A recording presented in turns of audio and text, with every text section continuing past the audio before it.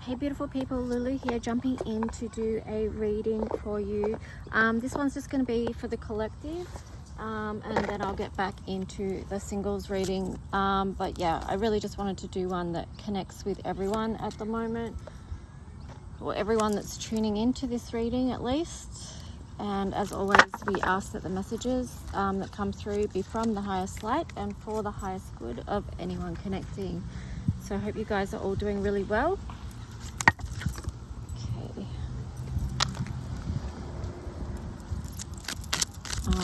Yeah, just be mindful there will be background noise because I'm outside, so it's to be expected. Okay, I was going to do tarot first, but no, we will start off with an oracle. Let's just see what the current energy is for the collective. What's something that the collective is currently feeling?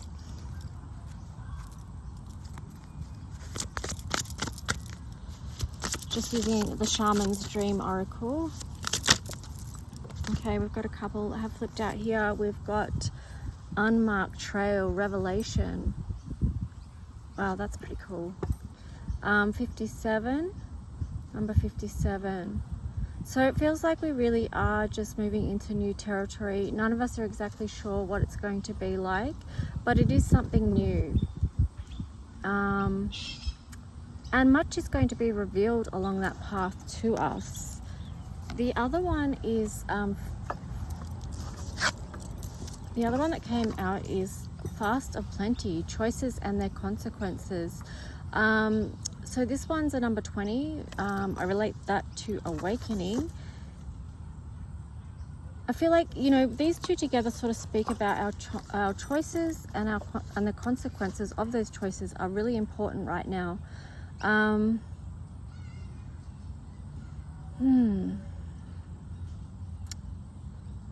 Because those things can take us down completely different paths. So, but also too, because this one came out in reverse, I feel like it is an invitation to really just make a decision on something. Yeah, that was actually kind of coming through to me yesterday as well, just like the fact of just choose something and then move forward with that, you know, just like make a decision. Like, yeah, so whatever it is for the collective, a lot of people are trying to choose something, make some choices, decide one way or the other.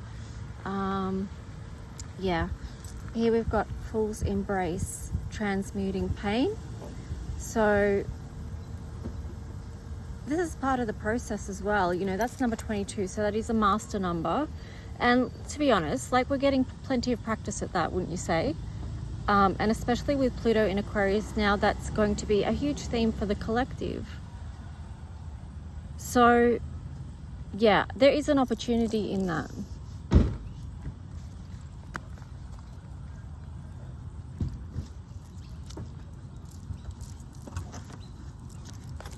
Okay, so we're just going to see what the tarot story is now for the collective. Highest light, please give us the highest messages for our path, clearest messages. Okay, Ace of Swords. So yeah, you know, soon clarity, if not already, you will be getting clear on the way forward. Got the Lovers here in reverse. So it feels like, you know, clarity on something that you felt was perhaps not in alignment for you. Perhaps you're wondering around that. Is this person or situation or this connection, is it in alignment? All right. So you might be seeing the truth of that matter, but let's just see what else is going on in the collective.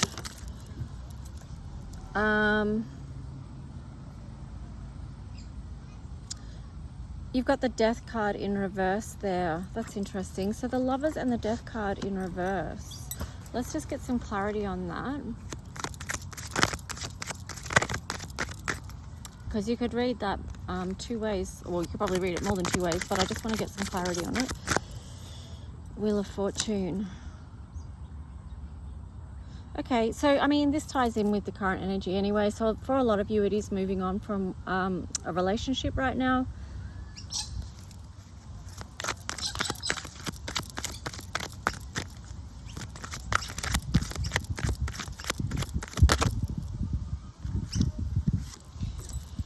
And you're doing that so you can move out of this conflict, this mental conflict. So that takes us back to the Ace of Swords, you know, where it was about getting clear, you know. Perhaps that's the revelation as well on this unmarked trail. Like, you might have thought things were going to turn one way and they're actually going another way. So 57 reduces to 12, which reduces down to 3, which is like self-care, nurture, Jupiter. What's your highest path right now? Who is in alignment with your highest path, right? It's worth thinking on, especially in relation to relationships.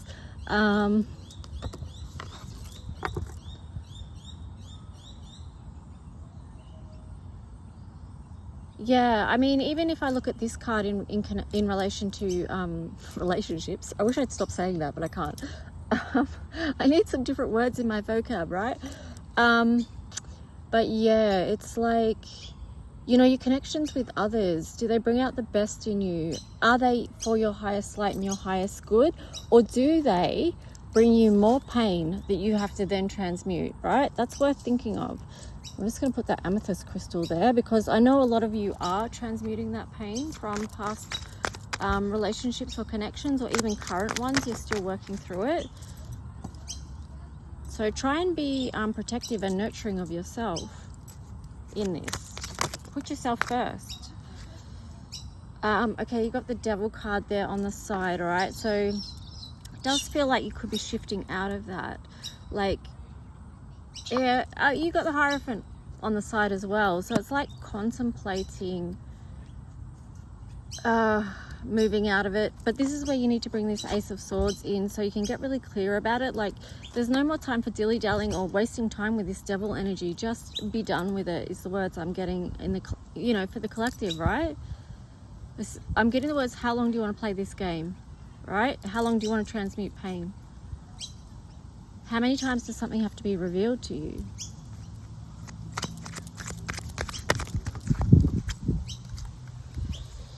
Three of Wands. So maybe do stop and take a look what is out there for you. Queen of Cups. That's going to be for your emotional well-being. This is important right now, you know. I love how those two are sitting under the card of choices and consequences as well. All right, so we'll go over to the Crow Tarot. Let's see if what else wants to come through for the collective. What other messages that may be impacting people that are connecting with this reading? What do they need to know for their highest good and their highest path at this time, please? Two of Cups. So, you know, there could be, once you do that top line, right, get that sorted first, and then that's when this Two of Cups energy is going to align with you. Yeah, and then you move out of this Five of Cups energy and you are more focused on what's good, the goodness of life, you know, because you've cleared the way and you've opened up the energy for that to occur.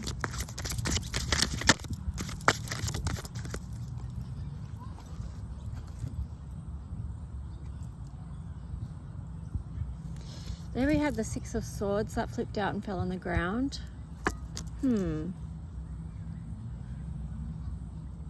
I feel like the message with this card right now is that it's not, you know, we're talking about it here, it sounds easy, but it's actually not easy. It can be quite turbulent.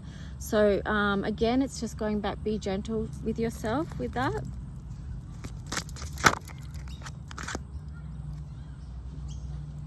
Yeah, and then you've got the Four of Pentacles here in reverse. So yeah, it is a process of letting go.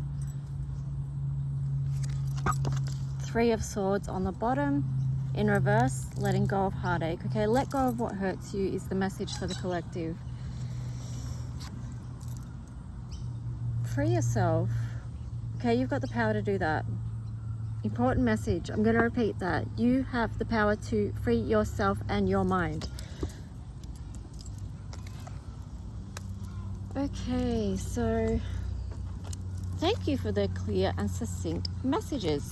It makes it very easy when the messages are just straightforward like that. Sacral chakra, Okay, get back to knowing who you are and being in your strength.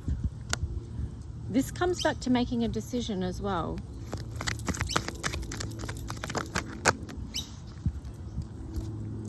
Triumphant success. So when you're standing in your authentic power, that is the triumphant success, okay? Movement, choices, and decisions. So again, it's about choices and decisions at this time.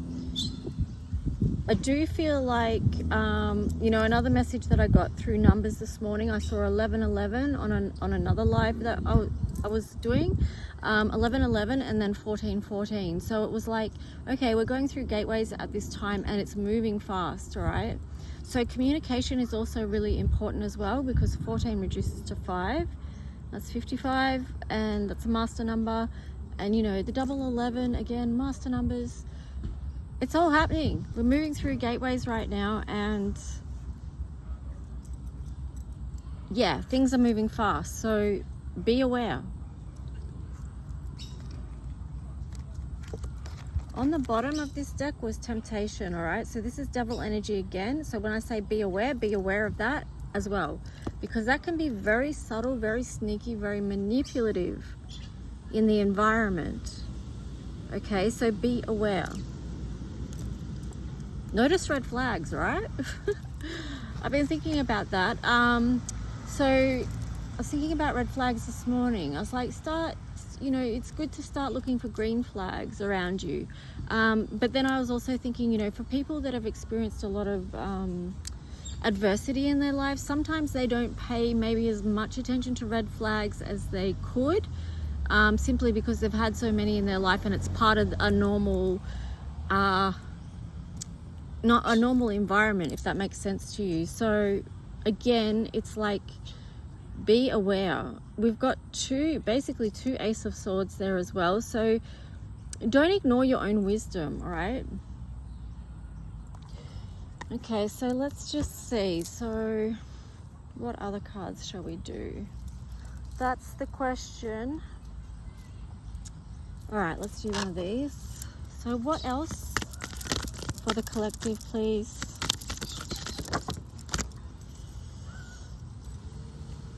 Okay, so we got this resistance card. It was kind of on the side, okay? So again, it's just about that process of letting go.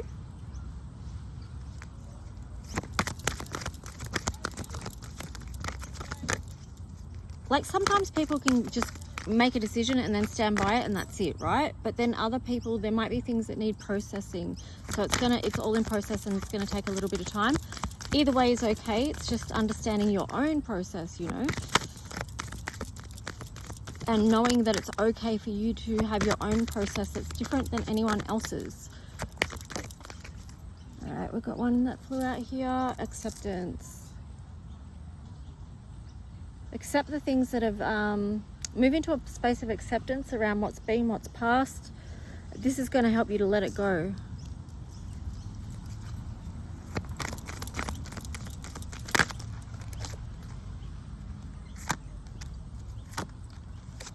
Okay, so we've got these cards, peace and realization as well, and I feel like that's going to be part of the process once you do accept. Like after this process of moving through resistance, moving into a space of acceptance, that's when you can move into this space of peace,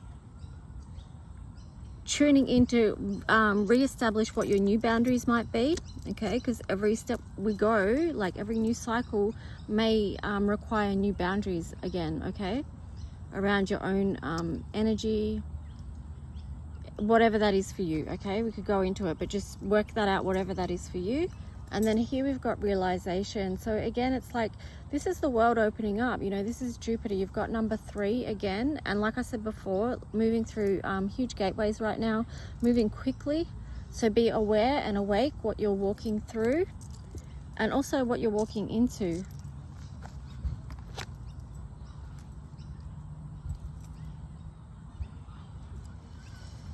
Okay, on the bottom, we have this card of extremes. So this could also be something that the collective is going to be seeing.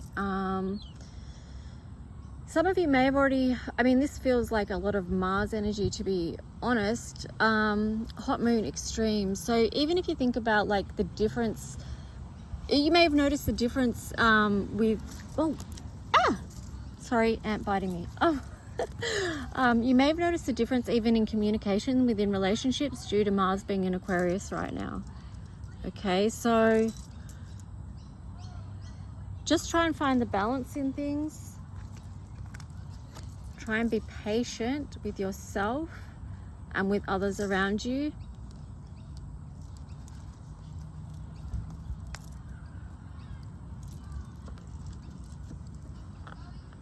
If communication does get taken too far, then, you know, you can always communicate further and like retrace your steps kind of thing.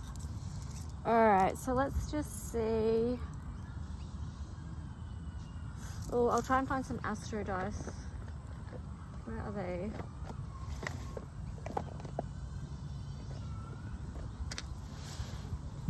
Okay, if you do want to book a personal reading, just email me at lulualchemy7@gmail.com. Thank you. I appreciate those of you who are booking one. It helps me stay on the road. And yeah. Okay, let's see what the astro dice is. So you've got third house. There you go. That's Mercury. It's communication. You've got Pisces, and then you've got Pluto as well. So yeah,